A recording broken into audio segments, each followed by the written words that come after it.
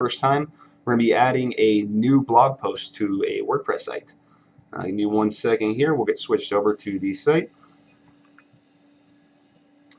Alright, so I'm going to jump in on the back end. If you don't know, you basically just go to your domain name, type in /wp-admin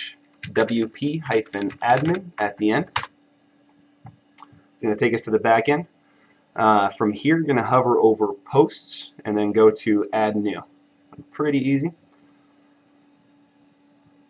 Alright, you're going to go ahead and title the post however you'd like. So we're going to say, like, here's our new post. And just to give you a frame of reference, let's jump over and look at the actual website. Jump over to the blog. When you create new post titles, this area right here, the title I'm hovering over, that's what's going to show up. Your blog page may look, entirely different. We have ours set up in more of a mosaic layout. But back to the new blog post. So we're going to say, here's our new blog post, or here's our new post. That's the title. In here, the next section under that, we're going to add in all of our actual information for the post. So, this snippet here that you see before the read more, that's actually a part of the blog post itself. Once you come in, you can see all the actual info.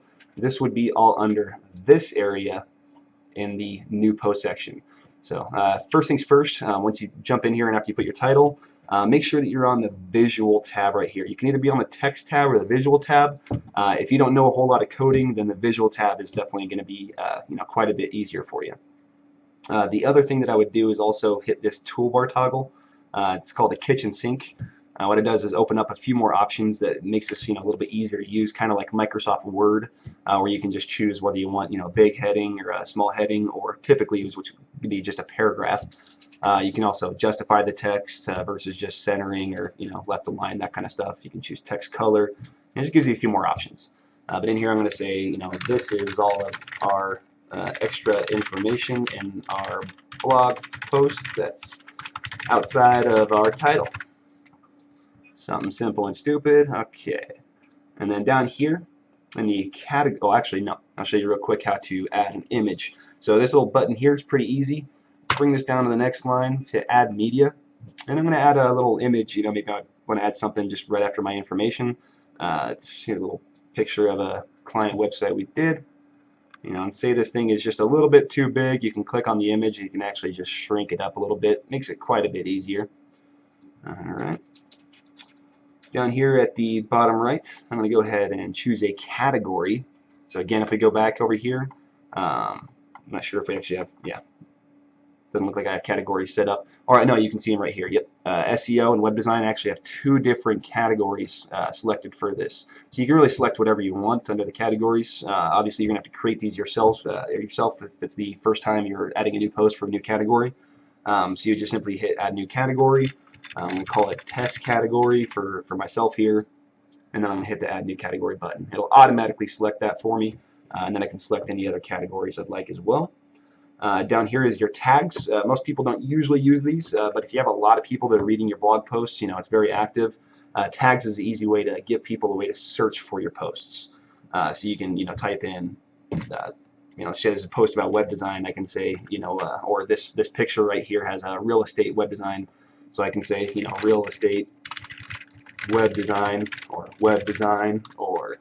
what other tags are just real estate on its own. That way, if anybody searches for web design, real estate, or real estate web design, it would come in all together. All those things would be found. So you don't have to add those. You can if you want to, especially if you have a lot of people searching for stuff on your blog.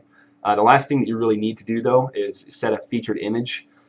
We have software that does a lot of our blogging for us. It grabs posts from other places, and unfortunately what it can't do is it can't grab a featured image for us. So you don't see that on most of my posts, but you'll see when I add a featured image here, it really makes it a lot prettier. I'll add another client website photo here just as the featured post. And then I'm going to go ahead and publish this. Alright, that's published. I'm going to go back and reload the blog page. And you're going to see I have this new nice post that shows the category. The new category I made has the featured image for that post, as well as normally this would be a little snippet that would say read more, kind of like how this one has, but there just wasn't enough information to cause that, so it just has the information for the post here.